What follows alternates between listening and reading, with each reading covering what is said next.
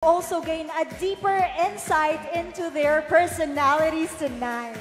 And we are, of course, talking about the preliminary interview portion of Mutya ng Tantangan 2025, where we will get to know our ladies just a little bit more. Naipapakita nila kung gaano sila kahasa na magsalita in front of everyone. Now, for this, ladies and gentlemen, they will be picking questions from a bowl. We will be reading the questions twice, and the candidate will have 45 seconds to respond, after which they will hear this sound. Ayun, narinig niyo yun? Hindi yun cellphone mo, Glycel? Hindi. That is the meaning, that is the signal that the time is up. 45 seconds is up. All right, so I think we're ready. Our candidates are definitely ready. We will start with our first Mutya. Yes, take a deep breath and come on down. Candidate number 1.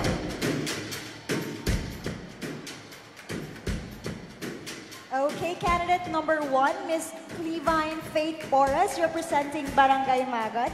Are you ready for your question? Very much ready. Yes, so that's the energy, that's the spirit. Okay, candidate number 1, please pick your question.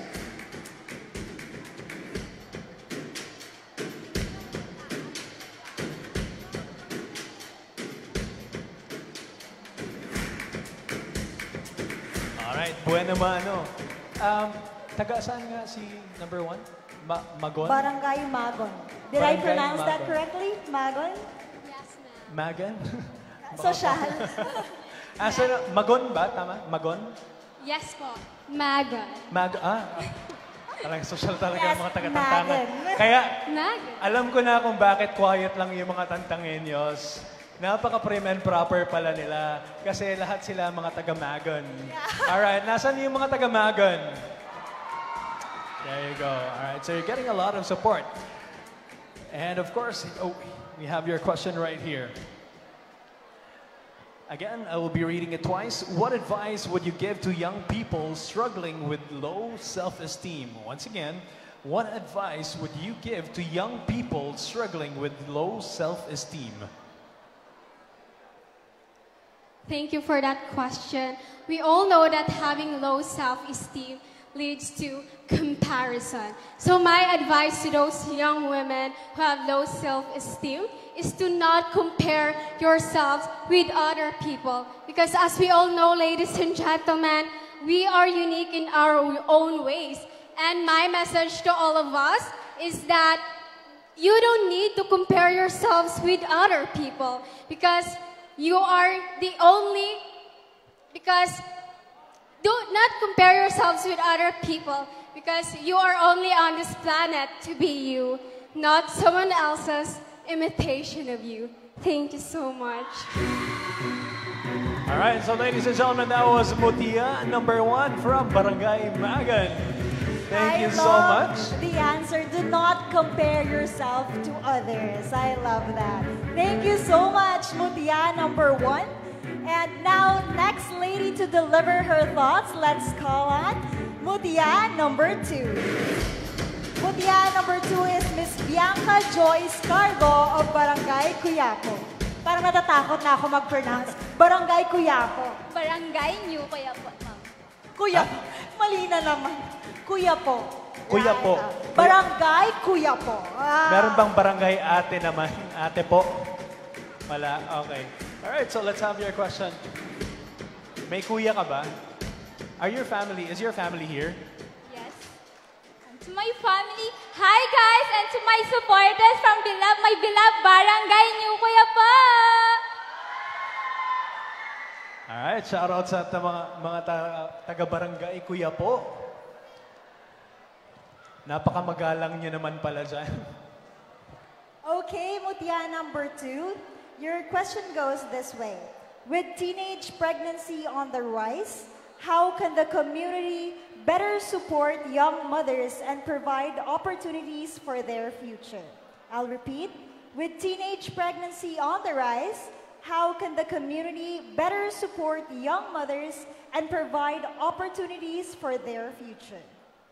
Thank you for that question. The number of leave birth for girls around 15 years old increased by 35.13% from 2021 to 2022. As a friend of a teenage mom, I see firsthand the struggle she's been through in raising her child. This social issue is not just a one-man job, but a collective advocacy for all. As an inspiring youth leader, I want to encourage everyone to fight the stigma of teenage pregnancy through proper sex education and a responsible parenthood. By this, we can love ourselves, friends, and families, and we are not loving ourselves also. And together, with education, leads to prevention.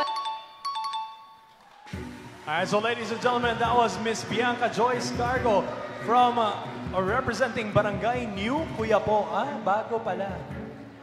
New Cuyapo. All right, so right now we also have Mutya ng Barangay Mangilala, Miss Blessy K. Bermudez. Oy, buti naman at naririnig ko na kayo. Thank you so much. Mukhang marami kang supporters ngayon. Andyan sila. You can go ahead and thank them. First of all, I would like to thank God because He gave me strength to stand here today with confidence.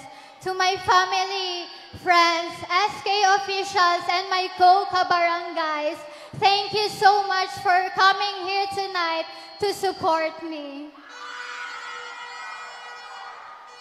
Alright, so narinig mo yung question ni number 2 kanina? Napaka-technical ng answer niya, di ba? May mga figures pa talaga siya. And dahil dyan, this is your question for tonight. If a train is leaving from Davao City, going to Tantangan with a speed and average velocity of 185 kilometers per hour with a carrying load of 75 tons, compute for X. I'm sorry, sir. I'm not a mathematician. I'm a medical technology student. All right, but seriously though, you have your question right here. Please pick one.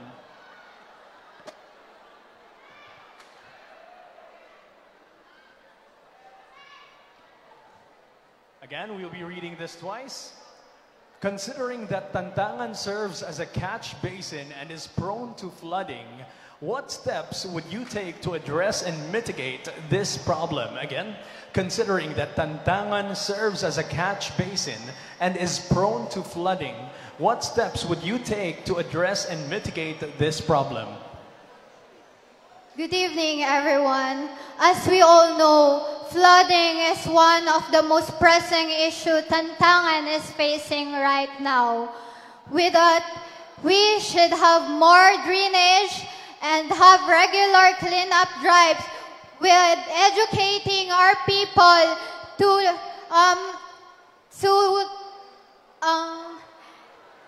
throw our trash properly and dispose it.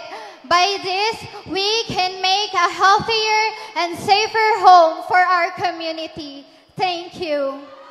And thank you so much, Mutya number 3 from Barangay Mangilala, Miss Blessy K. Bermudez. Now we have our next candidate. Candidate number 4 from Barangay Libas. How are you feeling tonight, candidate number 4? Well, I feel so honored that I am here once again, standing in front of you, bringing the pride of my Barangay Libas. Nasaan ba ang mga supporters ni candidate number 4? Yan, a boost of confidence para mag-answer sa question. Okay, Mutya number 4, please pick your envelope.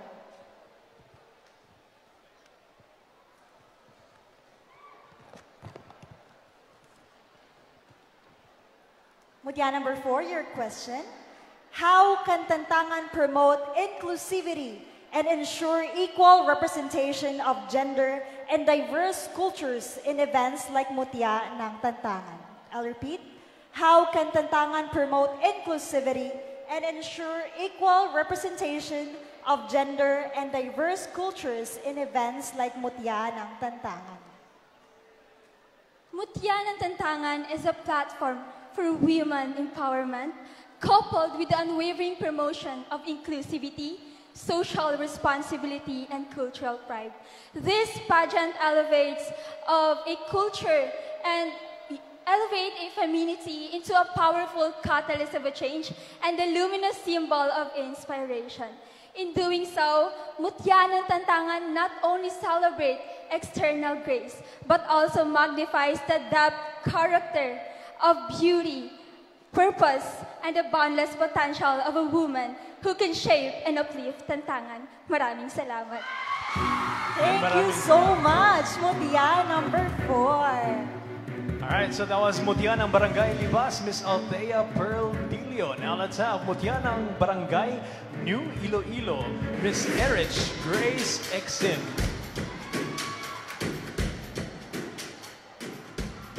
Maayong gabi, Mutya number 5. Good evening, everyone, and I would like to take this opportunity to take my co-barangays, our SK officials, barangay officials, and most especially my parents. Thank you for supporting me tonight. Alright, so grabe naman, no? Kitang-kita naman siguro natin. Mukhang diet na diet ito si Mutya number 5. Anong favorite mong kakanin? My favorite kakanin is the cassava cake. Maraming cassava cake dito sa Tantangan. Nasaan ang pinakamasarap na cassava cake? I think that all cassava cakes are made differently. But the one cassava cake that I love the most is from the Coronadal City because I believe that their cassava cake is more flavorful. However, there's nothing in compared to Tantangan. Yes, nothing compared to Tantangan. Yes, at dahil dyan, gusto kong makatikim ng cassava cake mamaya. Hanapin natin yung cassava cake ng Tantangan. And of course, you have your question right here. Please pick one.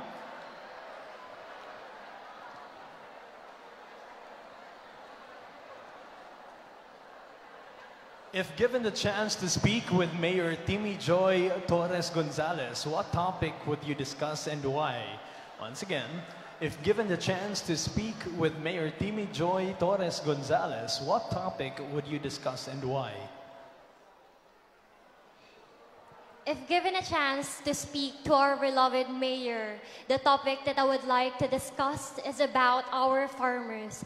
Hailing all the way from Barangay New Iloilo, where we celebrate Farmers Festival. Farmers are really close to my heart, and farming is viewed as an inferior job in our society. And I hope that I'll have a fruitful discussion with our mayor in uplifting the social status of our farmers, because I believe that our farmers is not just our providers, but they are also the protectors of our culture, tradition, and above all, our identity. Thank you so much. Thank you so much, Mutya ng Barangay New Iloilo, Miss Erich Grace Exim. So that's actually a very good reminder to all of our farmers to plant more and better cassava so that we can have better cassava than Coronadal City. Ay, better cassava cake. Tama, di ba? Yes, tamang-tama. All right, so let's have Mutya number 6, Barangay Tinongkop, Miss Kay Marie Leha. Hi, Mutya number 6. I'm just curious, kinakabahan ka pa rin ba? Yes po. Yes. Take a deep breath. Kayang-kaya mo yan. And please pick your envelope.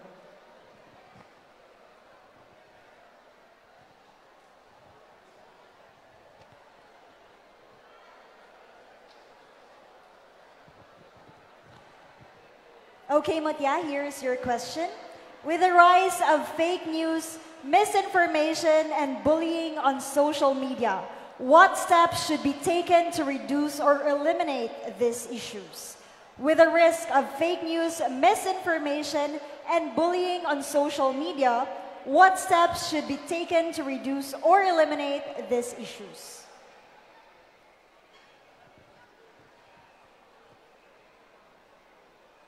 In our modern age, we can see that fake news is continuously escalating like wildfire. But I I believe we could fight this by checking reliable sources, authentic information, and reliable data for us to be misled. Because I believe we, the social media user, must not be the source of fake news, but rather we are the one who eliminates fake news. Thank you. And thank you so much, Mutia, number 6 from Barangay Linongkop, na mukhang isa lang ang dinala tonight. Nasaan yung mga taga Linongkop? Nasa likod. Hindi nakapasok? Hello, Mutia, number 7. Kamusta? Hello po, I'm good. I'm feeling blessed right now, actually. This is Mutia ng Babe Skin Beauty Lounge, Miss Angel Rose Rendon. Hello. Okay. Asan? Babes? Sorry. Akala ko barangay. Babe Skin Beauty Lounge. Okay. So, hindi pala lahat kayo barangay ang nire-represent. So, please give a very special shout out to your Babe Skin Beauty Lounge family. Nasaan sila? I would like to thank Mom Carla Tefora for sponsoring me. Thank you for giving me this opportunity to showcase my beauty, knowledge, and of course, the culture that I am proud of that we have here in our municipality. Pero taga saang barangay ka talaga? I'm from Barangay Dumadalig, sir. Barangay Dumadalig. Shout out, big shout out to everyone. Please pick your question. Ayon, a supporter. Hindi, singular yun ha, supporter. Supporter. All right. As the 2025 national election approaches, what advice would you give to the people of Tantangan in selecting our next leader? Once more, as the 2025 national election approaches, what advice would you give to the people of Tantangan in selecting our next leader? As the 2025 national election approaches, my advice to the people of Tantangan in selecting our new leader is we should know who we are choosing, because change and progress lies in our hand. One decision can put an end to our dreams or to bring abundance in our municipality or country. We should choose a collaborative and inspiring leader. Collaborative in a way that he or she is not the only one who will rise up, but together with Tantanganas and Filipino people. Inspiring leader in a way that he will help the citizens to be responsible and contributive. And tonight, I embolden you, my people of Tantangan. Let us come all together and move forward to a more progressive and reformed municipality. All right. Good. Grabe, a very firm and relevant answer from our candidate number 7. Yes, actually mukhang tatakbo din si Mutia number 7 ngayong election. So please vote for Mutia number 7. Thank you so much. Next, we have our Mutia number 8. How are you feeling, Mutia number 8? I'm feeling grateful, by the way. And thanks to all of my supporters who's in here tonight. Thank you. Asan bang mga supporters? Ayun! From Mutia number 8 is from Barangay San Felipe. Yes. Okay. Barangay Ayun, San isang Fel- supporter na naman. Nasaan ulit ang supporter ni candidate number 8? Ay, Supporters grabe. na. Pwede gawin naman nating plural yan ngayon. Pwede yung the rest of the candidates, supporters na, hindi na supporter. Alright, so Barangay San Felipe, Miss Zipporah Joy Godwino. Okay, you can now pick your envelope.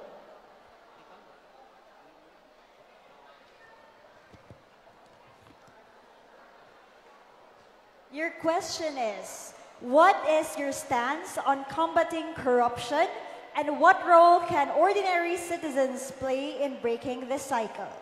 What is your stance on combating corruption, and what role can ordinary citizens play in breaking this cycle?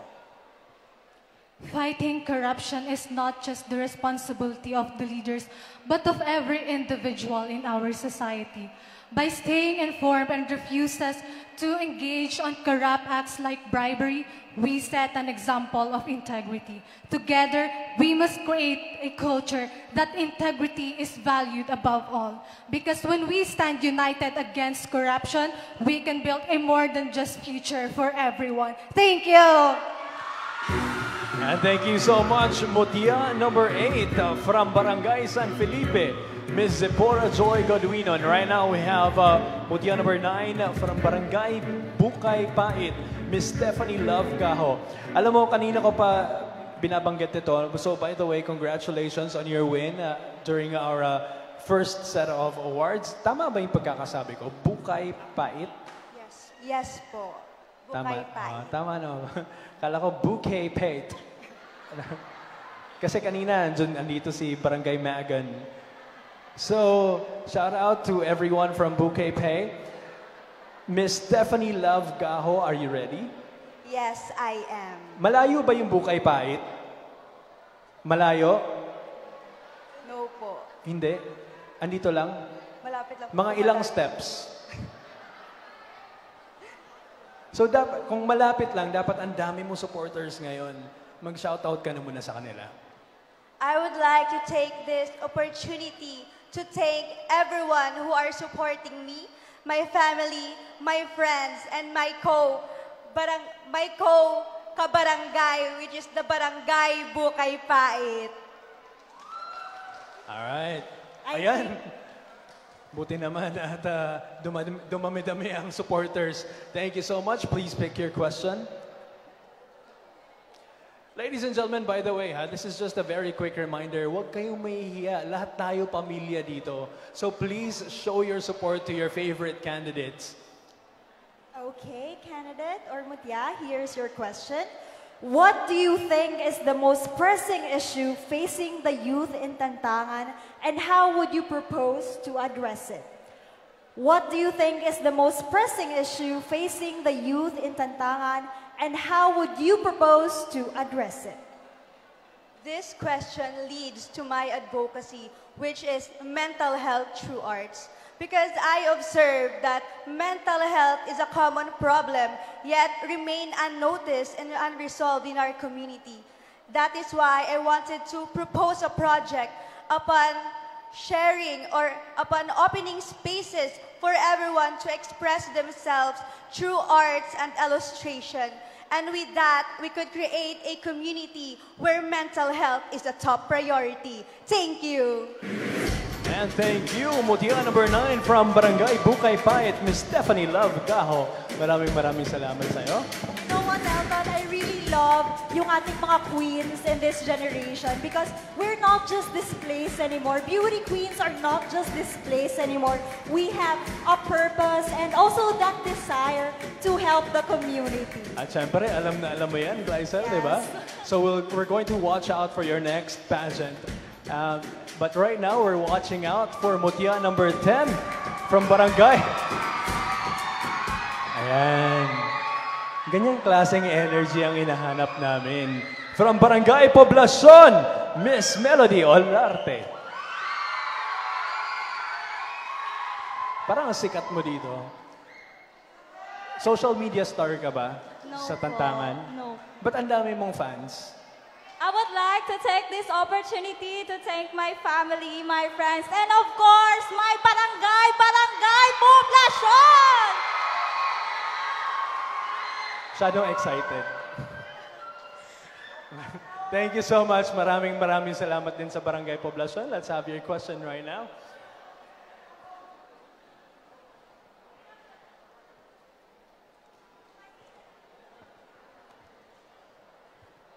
All right. Tantangan has great potential for growth, with investors showing interest to start its business in our town.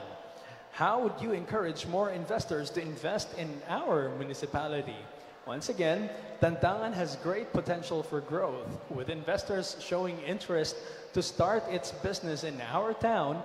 How would you encourage more investors to invest in our municipality? Thank you. Good evening once again. Tantangan is known to be the pottery capital of the South, and I believe we can further capitalize on this by establishing pottery workshops and classes where visitors can be able to learn our local traditions and create their own pots. I believe that it is interesting that everyone has the potential or opportunity to have a hands-on experience and learn our culture. And I believe by lifting the name of Tantangan, we can amplify it and draw many investors to invest in our municipality, contributing to a more vibrant, inclusive, and progressive community. Thank you very much. All right. Ladies and gentlemen, that was Mutia number 10 from Barangay Poblacion, Miss Melody Olarte. And alam nyo, did you hear it kanina? I kept saying our municipality. Mukhang napapamahal na ako sa Tantangan eh. Lilipat na siguro ako sa Tantangan. Okay lang ba?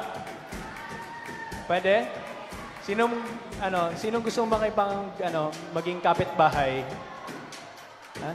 Sino may bakante dyan? Kayo, may bakanteng kwarto ba sa inyo? Yes, madami po. Marami. Wala ka ng choice. Parang lilipat ka na ng Tantangan. Pipili na lang ako ng kwarto. So, thank you so much for welcoming each and every one of us. And welcome also to your supporters. So please say hi. Of course, I just want to thank all of my supporters, especially my family and my co-barangay coming from Barangay New Lambuna! All right, so we have Mutia ng Barangay New Lambuna right here, Miss Charlene Capilio, selecting her question for tonight.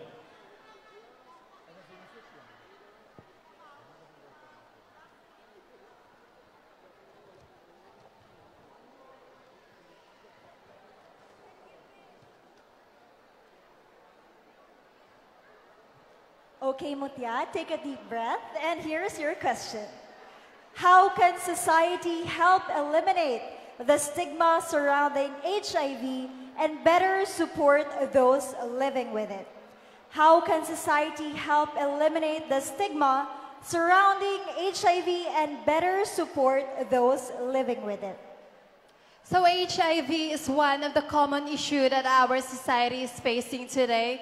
And in order to eradicate this problem, we need to collaborate to our government. And as a Tantangueño, it is our responsibility to take action, to participate on the initiative of our government. It is by attending and supporting the seminars on how to prevent and to stop the spread of HIV and to break the stigma in our community. And with that, we can make a more just, compassionate municipality to all Tantangueños. Thank you. Thank you so much, Mutia number 11. And you know what, Elton, as a nurse and a healthcare provider myself, alam nyo, marami pa rin talaga ang hindi alam na HIV is not contagious like laway or kaya by touching another person. Yes, it can be transmitted through your blood or by intercourse. And this is exactly why this is a grand showcase of beauty and advocacy, and you would be perfectly fit for that. Now we have another beauty and advocate right here, Mutia number 12, Mutia ng Barangay Maibo, Miss Danielle or Daniel? Daniel Don Tupas. Hello, kamusta? Daniel Don Tupas. Gusto ba ng, hula ko lang gusto ng nanay-tatay niya ng lalaki muna. Daniel. Kaso lumabas si Daniel. Tama ba? I am not sure, but Ilang taon ka na? 17 years old po. 17 years, hindi mo man lang naitanong kung bakit Daniel ang ipinangalan sa'yo? It is my father gave me the name. Yun na nga. Asan si Papa? May trabaho po. Hardworking. Yes. All right. So please, give a shout out. Baka naman nanonood siya live ngayon. I would like to say hi to my tatay watching the live tonight. Just enjoy the show. All right. That's actually a great reminder to everyone. Just enjoy the show. All right, so please pick your question for tonight.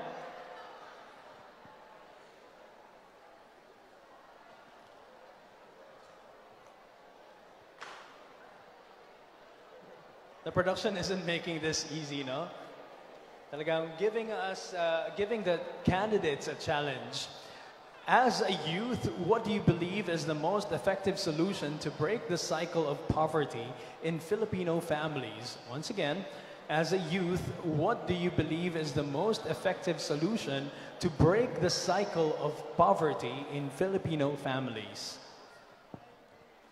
Good evening, ladies and gentlemen. I believe that we can break the cycle of poverty of Filipino families through providing a quality education and sustainable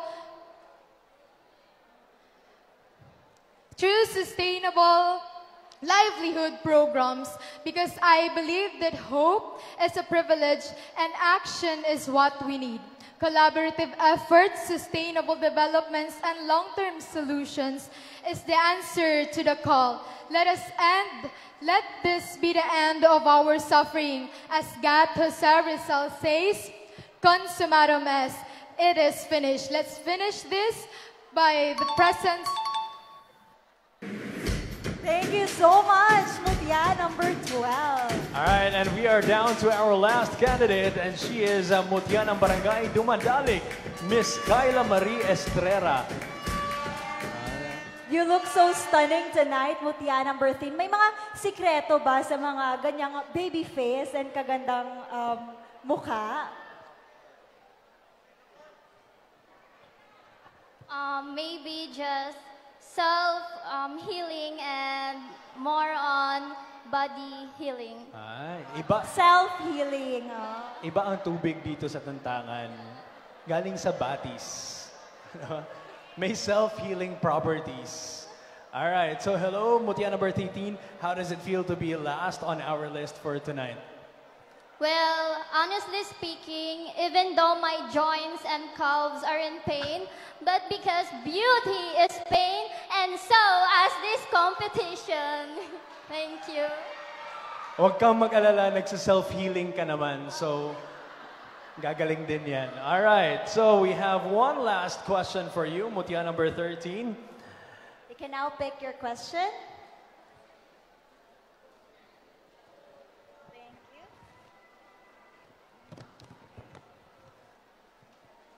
Okay, Mutya number 13. If you could go back in time and meet your younger self, what advice would you give her? If you could go back in time and meet your younger self, what advice would you give her? Thank you. If I would given a chance to meet my younger self, I would advise her to grab as many opportunities as she can, because back when I was a kid, I regret that I didn't take the chance to grab the opportunities given to me. And that is why I believe that regret is one of the most painful burden that we can ever experience in our lives. Thank you. And that was Mutya number 13, ladies and gentlemen, concluding our preliminary interview portion for Mutya ng Tantangan 2025. Ikaw ba, Elton, kung tatanungin ka, what would you advise to your younger self? Huwag mo ibalik yung question, ha? As Gat Jose Rizal has said, consummatum est. Grabe, wait lang. Sorry, hindi ako makaget over dun sa isang candidate kasi ang konyo pala ni Rizal, no? Consummatum est. Parang mga Megan. Megan, Bouquet Pate. All right, so ladies and gentlemen, again, we have just concluded the preliminary interview portion of Mutya ng Tantangan 2025. Sana naman may mga napulot din kayo. And again, shout out to everyone watching us live on Facebook. Please shout out if you have early favorites for tonight. Okay, and at this moment in time, ladies and gentlemen, let us take a moment to hear a festival message